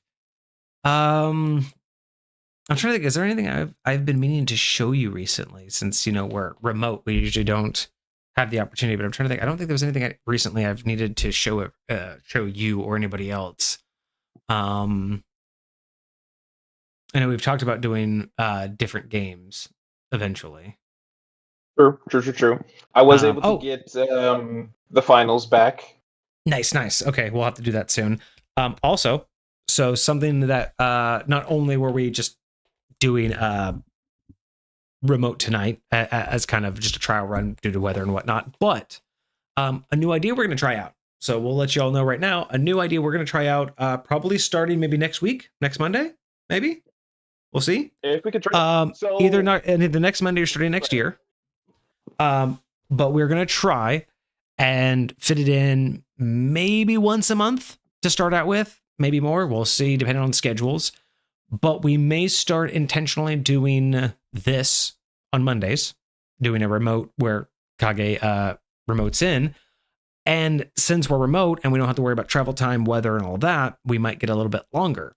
So we're going to try and see if we can fit this in, because maybe we can start doing 2 reviews when we do a remote call-in. Being able to add that in at least once a month, if not more, could potentially get us to cycle through. Now, so, yeah, question that's a for hope. you is, would you want me to put it on the days that we do that? Would you want me to put both reviews in the schedule so that the people being reviewed have a heads up? Yes, that would be the goal, is if we can get to a point to where we know it's going to happen and we just schedule it and it's going to be a regular thing like every 3rd Monday or whatever, then yes, the best thing to do would be to see if we can put both people in the ping. Got you. That would be fantastic. Yeah, if we could do that, that would be great, because I think it would be great for us. We've talked about it for a long time about how to get more reviews in. Yeah. So having a day or 2 a month where we can get at least 2 will help us cycle through them, get through more people. And yeah, there are sometimes where we'll have just small reviews. Races sometimes are small, spells are sometimes small. Excuse me, hiccups. It's that mead. For that. But yeah, being able to have those on the same day would be great. Having 2 spells, two races, 2, even like this. Even this wondrous item was a bit like that. Sure. And depending on how things go, I'll say this will definitely be something I talk with Vortex about, but depending on how things go, if, say, somebody like Dez, they've submitted us an entire folder of something like races, which are somewhat short, we might do both from one person in a day. But if there's something like chunky enough, like a subclass, or maybe even a chunky-ish weapon or armor, we might choose 2 different submitters to go through their items. So, or even something like Hecate, where they give us 2 that are technically together, but they're 2 separate submissions. We'd be able to do them back to back. Exactly. So absolutely, I think that would be our next big chance, is to try to find at least once in a while where when we're not worried about, travel time and everything else like that, we can just lock in and do just do multiple reviews. Valid. And hey, Cosmic just posted 2 super short things together, so maybe that will be our first one. Maybe that'll be our first duo. Oh, and some submissions? Yeah, yep. Nice. So here for it. Oh, also, it's going to be a little bit in the future, everyone, but something that's coming in the wings is I'm working on a new way for you guys to do submissions to me. Hopefully it'll make life a lot easier for both you and for me.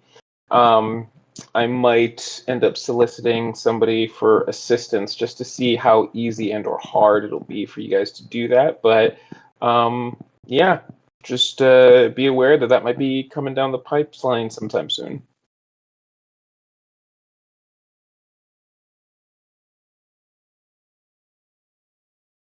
Nice. I'm excited to see what that looks like. Let's see. So other things. Okay, so a couple updates from me, and at least on the YouTube channel front. There will be a couple new videos coming here pretty soon. So I just finished a video today. It's a time-lapse video of a painting that I did in Rust. I signed up for the Secret Santa in the Art of Rust server.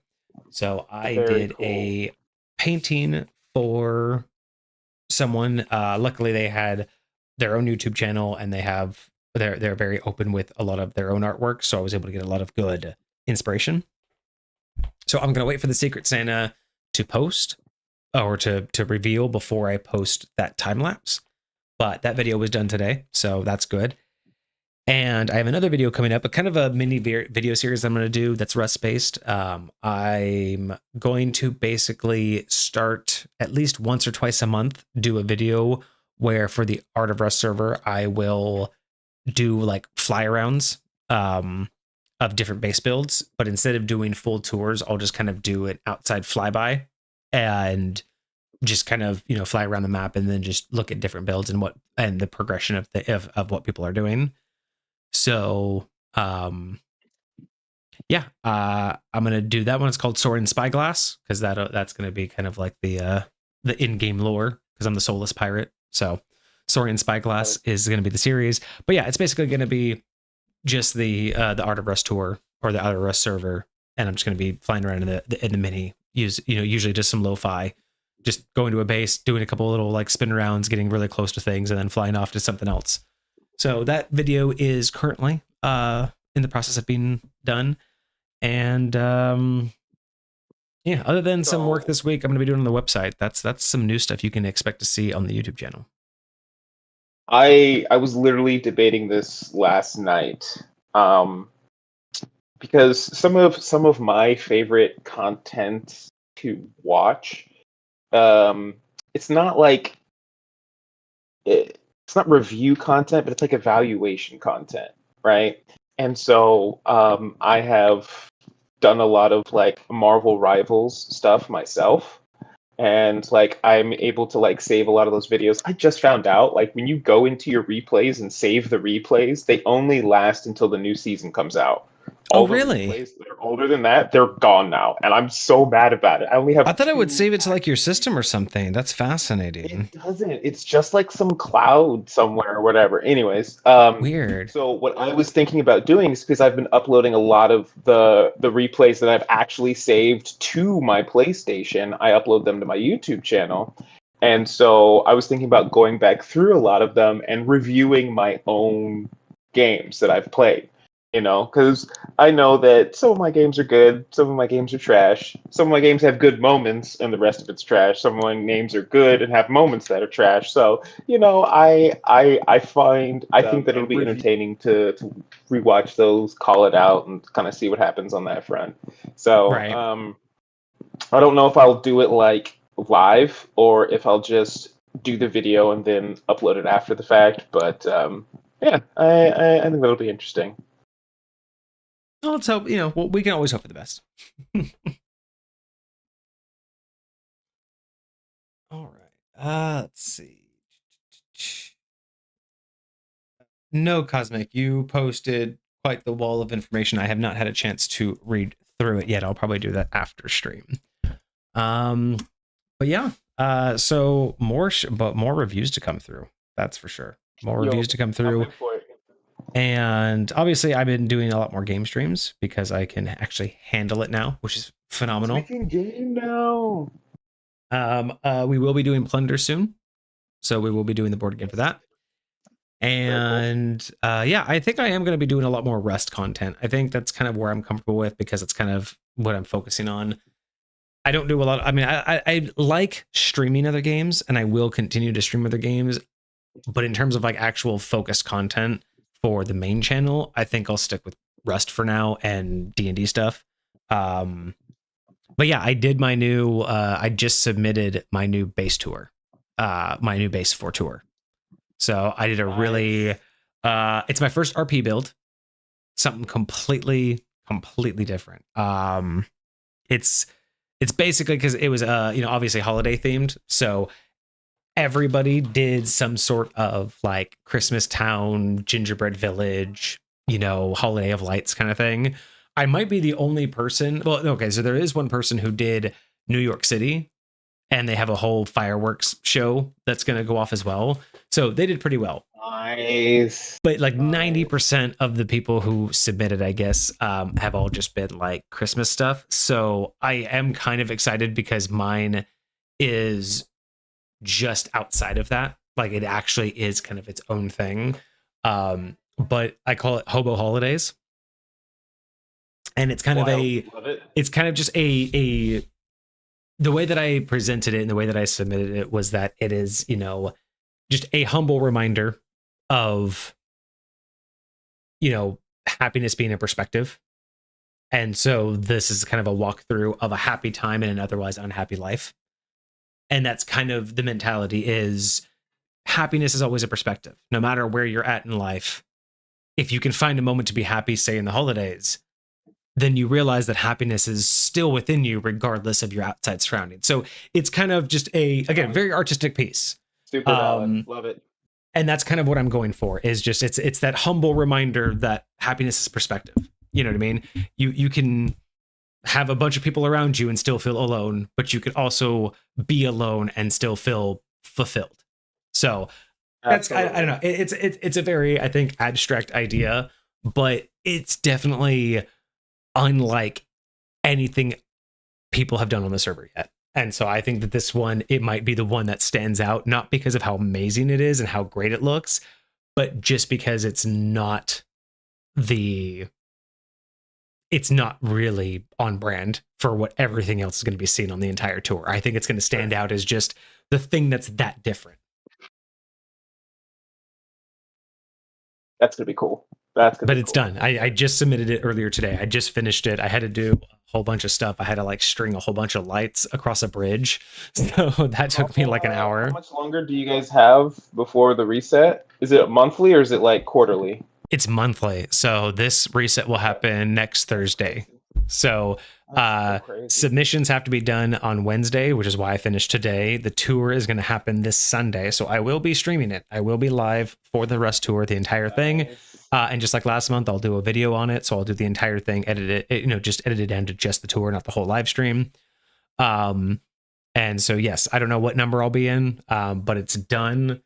I don't know. I haven't streamed it yet. I actually haven't streamed anything of my build this month. I think I've kept it pretty under wraps. So I don't think anyone's actually seen it yet. We like that.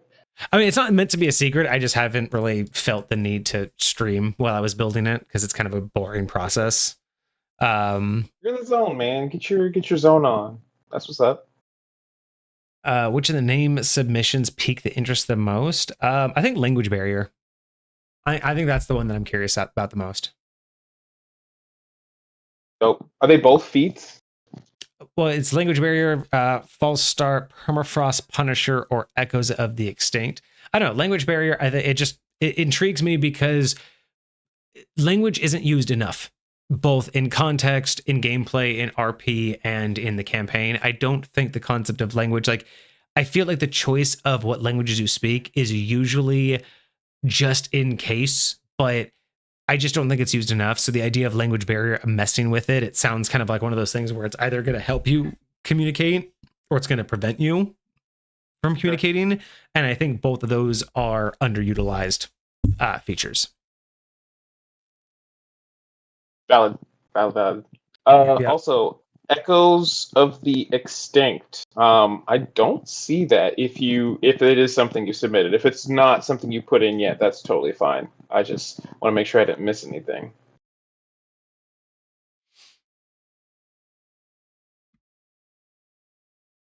But still, right on, man. I'm super here for it. I'm excited. But yeah, I am excited to do the Rust tour. It was kind of fun to make that video last month, so I will do another video this month, another live stream of it. I love that.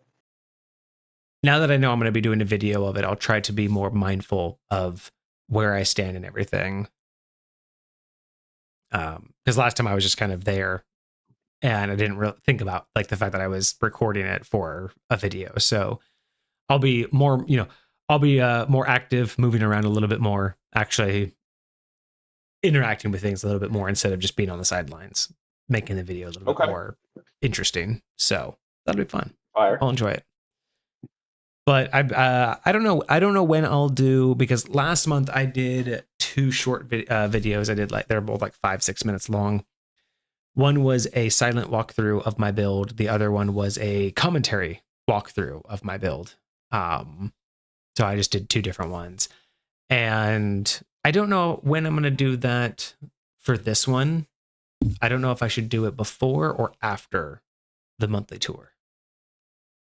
Post in chat if you have any ideas. It doesn't really matter. It's not like it's a secret. Like anybody can go see. Like I even posted in the Discord and in the main chat that my build's ready for anyone to go look at. So again, it's not like a secret or anything. I just haven't sat down to actually do the thing yet. To stream it yet. So, but yeah, I'm getting more interested in painting. I actually also so I not only did I do the Secret Santa painting, and then I did a new painting for the Saurian Spyglass. Like I actually have like a painting on a building for like the little broadcast station that I take off from for the video. So I like actually start in a little broadcast station, take off, and then I actually end by landing there. But I finished my Secret Santa painting, which will have the time lapse coming out. And then I did show off on stream yesterday or the day before, where I did show off the painting that I did for the Advent calendar. So that's right. Yeah, the Art of Rust is doing an Advent calendar. So every day a new thing opens up, and there's one canvas in there that anybody can go grab. And I happen to be able to grab one. So I did a small little goofy painting. Nice, very nice. So yeah, it's been a lot of fun getting back into art and getting back into expression, because I don't know, it's been a long time. And honestly, I will say, like, as little as I had to do, the editing the time lapse for my painting really probably was like one of my favorite videos so far to do. And so it's like finally for once I actually enjoyed it. Yeah. And it's kind of crazy because I didn't really do a whole lot. It was just a time lapse, and I just had to cut out a few spots where it was even time lapse. I was like sitting there looking at reference pictures, so like a long time would pass. But I don't know. Either way, it was like the first video that I did, and I'm like actually not necessarily proud of, but actually was like fulfilling to do. So I'm hoping that the more content I produce in Rust, the more I'm going to get that feeling of I'm actually enjoying myself. For sure. Absolutely. But yeah, otherwise, so we are at the 2-hour mark. Is there anything else we want to do now, or are we good to go? That was all the updates that I had. I don't know. Anything else? I don't know what else. I think we're Gucci, to be honest. Yeah. Yeah. I think. We had a good stuff. We set up what we're going to be doing the next couple of streams. It's going to be very cool. We'll probably do a D&D discussions this Friday, whether it's remote or not, because we still have a couple things we have to talk about. Temporary HP. We have a couple things to talk about. So we definitely have some topics to do. So yeah, I mean the only other thing I could think of is, unless we want to dive into doing like a quick little Rust tour, if you were interested in seeing it. But other than that, I think we are good to go. We could probably just call it here, and then next week we will try to do maybe 2 reviews, depending on how big and hefty the next one is. I will say the next review that we're doing, this is the one that was a part of the series of bosses. This is the Oh, final it's boss. Lavos, right? Yes, it's Lavos, and according to Foxer, there's a portion of lore that's going to kind of go with this that we have been waiting to add. So this is a little bit of added context to what we're seeing that might make a lot of the stuff make a lot more sense. So we're going to be including that stuff in this most recent one, and this upcoming one that we're going to do. Hopefully, I don't think it'll take too crazy long to do. I haven't fully converted over the additional pieces yet, so I'll have a better idea when we get closer to the day. But yeah, I'll have another one prepared for us just in case we do have time to do multiples. So, all right then. Well, I guess we will call it there. Unless anybody has anything else left in chat, any suggestions, questions, or whatnot. Otherwise, yeah, we will call it there, and I will try to do some more weekly streams this week, before Friday. Actually, hold up. Let me just make sure. Yeah, Friday. So you'll probably want to do another remote for Friday, since it's right after the holidays. For sure. That's easy enough. Okay. And then we'll probably do I don't know. Should we do a discussion? Should we do like a game night? Like, it's going to be right after Christmas, so I'm not really sure what we would want to do. I mean, mood wise, I feel like people would be down for gaming. Right. That might be just a chill time. The fun of the holidays. But you know me, I'm always down to talk about good stuff. Yeah. Speaking of which, funny enough, I don't know if you caught the stream yesterday, but I did not. Doing yesterday. I built this. I was babysitting yesterday. Oh, wild! Is that? I got this. I got like a white elephant kind of thing. So it's a Ninjago Lego set that. Yo, so my brother, I found on TikTok, very similar to you and the pirate game. Oh, that's sick. That's sick. Very similar to you in the pirate game. I sent a TikTok to my brother, and he immediately was like, "I'm going to buy that shit. I'm going to buy that shit." It's basically awesome. The Star Trek equivalent to the Millennium Falcon. It's the Enterprise D, with Picard and his whole crew. Dude, it's a game? No, it's a Lego set. It's a Lego set. It's a Lego set. That's awesome. That's awesome, set. Bro. It's so fucking cool. So I can't wait till he builds that. Maybe we'll spend Christmas doing that, but it's a good time. It's a good time. Yeah, I love it. I love it.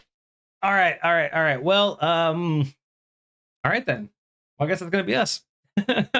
All right, y'all. Well, thank you so much for joining us today. Cosmic, thank you so much for the review and for the item. It was fantastic. Again, calls to my heart in so many different ways. Beautiful thing. I hope you guys had a fantastic weekend. I hope you guys had a great week ahead of you. I hope you have some wonderful holiday plans with friends, family, and if you don't, that's all right as well. But I hope you take care of yourself. I hope everything is going to be great for you this season. We will be back on Friday, probably with some games, maybe with some D&D discussions. Who knows? It's going to be a vibe. But otherwise, I will try to be on a little bit this week as well. But you know where to catch us Mondays and Fridays, and you can always catch us on TikTok as well. But otherwise, we will see you later this week. Cheers. Deuces, my friends.